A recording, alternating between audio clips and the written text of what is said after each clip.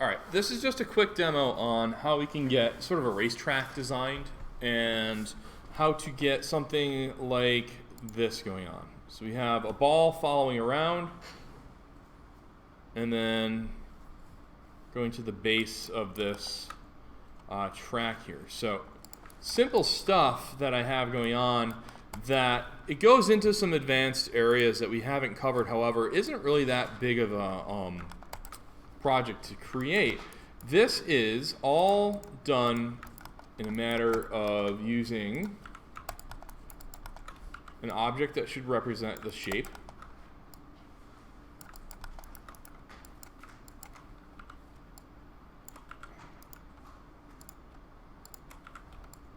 So here's like the like a slice of the racetrack that I want to use, and then now I'm going to go into my Create Curve Tools. I'm going to use my CV Curve tool. And to do that, I'm just going to draw out a spiral. Now, I'm being very sloppy with this right now, so when you do this, you can take your time. From there, I'm going to go into, so I'm going to hold down my right mouse button, go to Control Vertex. You'll see these little purple dots. I'm going to select all but one. I'm going to pull down. Do that again, pull down.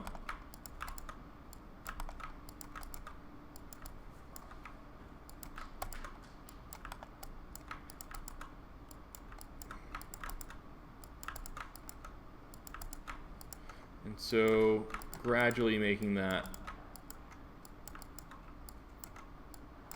do something like this. From here, let me see if I can get that. There we go. Okay. I'm going to take the faces that I need. So I only need 1, 2, 3, 4, 5.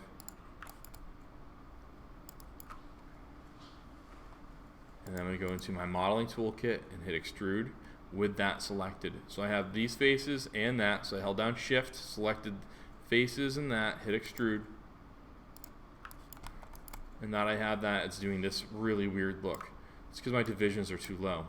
So if I increase my divisions, let's say 50, round that out nicely.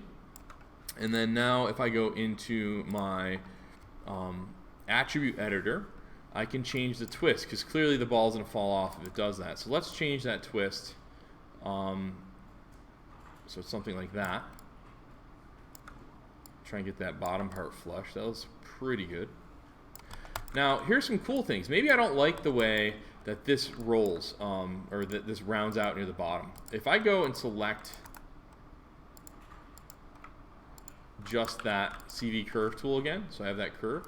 If I right click and go to my control vertex, I can actually still move these things around. So this is a very helpful feature in trying to get this track to look the way you need it to, or maybe this is connecting into your Rube Goldberg machine where it's not lining up the way you need it to. Well, you can easily just change some of these around, and as long as we have that CV curve still attached to that, we can move it. Okay, now that I have this, I'm going to make a ball. Put it right here. So I have the ball, or I have the curve selected in the ball. If I go into my animation and go underneath constrain, go to motion paths. So I'm going to click attach to motion path. You'll notice that it's over here right now. There we go. All of a sudden it's in the middle of my track. So a way to alleviate that, I'm just going to take that curve before I do the motion track. I'm going to duplicate it so I have another curve, and I'll move it up. So now this curve is still going to drive the way that this shape is going on, but this one's going to drive the path of the sphere. I'm going to make sure that that is in the center of my object.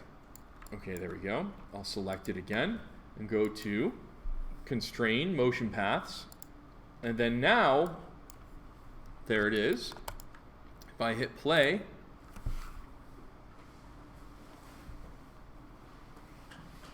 now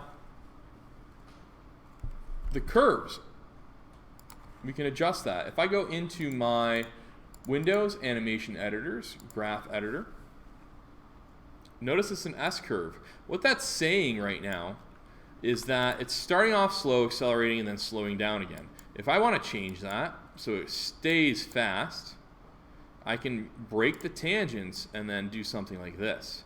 So it's going to start off slow and then accelerate. Let's see what this looks like now.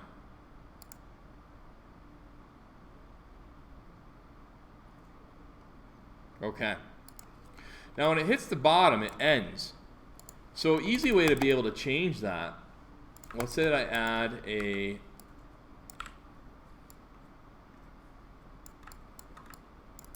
let me just also put in my my ambient so I can actually see what's going on here. There we go. I'm going to take this ball and duplicate it. So if it's going to take from 1 to 120 to get all the way down there, I'm going to go beyond that. So 140. And so maybe at 120, move this out of the way first. At 120, I want this to exist. This ball should exist at 120. However, at 121, I want it to disappear because I'm done with this one. So what I'm going to do is go into my channel box, and I'm going to key my visibility. So I'm going to key this one. When I go 1 frame forward, turn it off.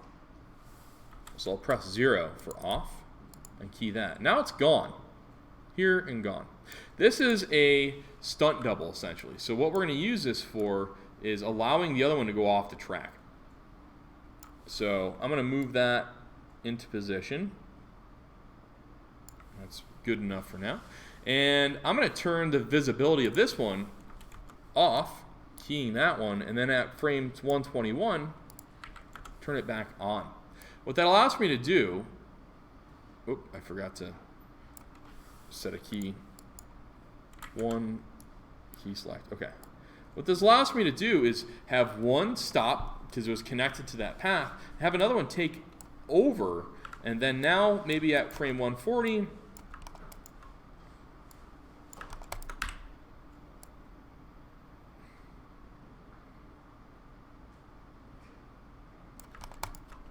that is spazzing out on me. Let's see. Okay, because I didn't have a location on that. Let me back that up. Okay.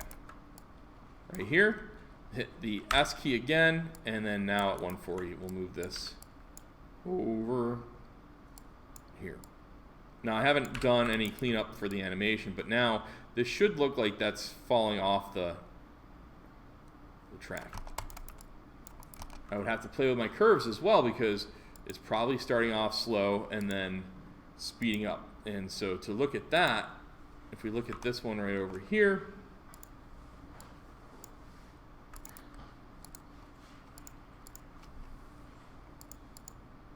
yep, the translate is currently set up, start off slow and then speed up. Let's actually change that so it's sped up and then it slows down. So now let's play back this animation. It's going to need some more tweaking, but it's kind of that idea of getting this to give me a ball fall off. Now what that could be connected to, and we can definitely, let's say that that's too slow for us. Let's grab that keyframe and move that further up. So maybe that hits dominoes or something. That's obviously too fast now. It looks like it's projecting off of that. So maybe this hits some dominoes, and then we'll have it bounce backwards after it bumps into that one. So that's an easy way to have that hide and show some stunt doubles, and then have that move around. There's one little demo I wanted to show you. Other demo. Boing. Oh, there, that thing is shown. That's, get out of here. So that's, all right. So what I wanted to show was that just this. And obviously we can animate this quite a bit and actually animate it like an animator used it. So if this was going up, maybe once it's at the apex, it will go down again, and then we'll bring it back up. But you'll notice that there's some issues for this. When I move the height on this, it's in the center. So I'm going to show you guys how to make this and how to get this part attached to it. And to do that, we're going to start with a helix. So I'm going to go into Create, Polygon Primitives, Helix. Now this helix, let me go into my attribute editor, and I'm going to increase my coils, and I'm also going to increase my height. So maybe it's going to be, let's give it a coil of 6, and the height we'll put maybe around here. All right, let's make this so it feels like it's at the base of wherever it's attached to. So I'll put it maybe right here. And at frame 1, I'm going to key my location, and I'm also going to key under my helix the height. So I'm going to right click and set key for height. Now if I go to frame 10, if I increase my height, right click and set key, it's going outside of this area. There's an easy way that we can fix that by now just going into our move tool, moving that up, and I'm going to hit the set key, and now it's going to look like it's actually just springing. So the two things I animated were the location, making sure it just visually stayed, and it's kind of moving a little bit right there. So there's the location and the height. Now if we wanted to add a little bumper to it, let's add this thing.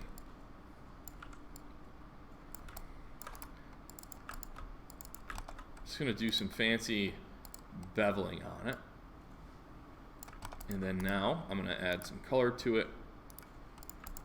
And from here, go my object mode, kind of move that down. There's one thing I got to do, because if I try to attach this or combine it, it's not going to allow for this thing to move. There's an easy thing that it's a little bit advanced, but this is in case you want to make a bumper. If not, ignore this. I'm going to go and have this object selected, and I also want to make sure that I have this face selected. With both of those, I can go to Constrain, Point on Poly, make sure Maintain Offset is on, and I'll hit Apply. Okay, so first I have to select my polygon here.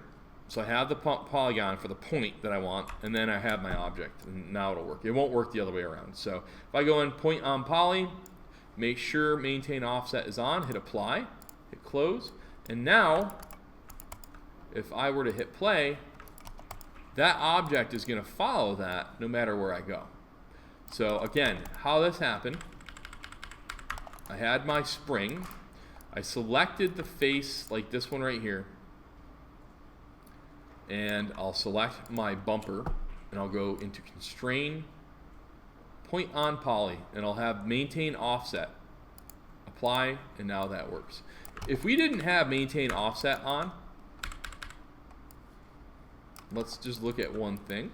If I have this and then that, if I go into Constrain, and I'll just do this vanilla, this will be how, if you didn't go into this little box and check that, I'll do that instead. You know you don't have Maintain Offset on when it starts to move your geometry like this. What it's doing is it's following the face is aligned this way vertically, so it's going to align that with it as well. So you want Maintain Offset to be on to allow for this spring technique to work. So those are just two little things for the Rube Goldberg that I think could be very helpful for you guys to add to your project.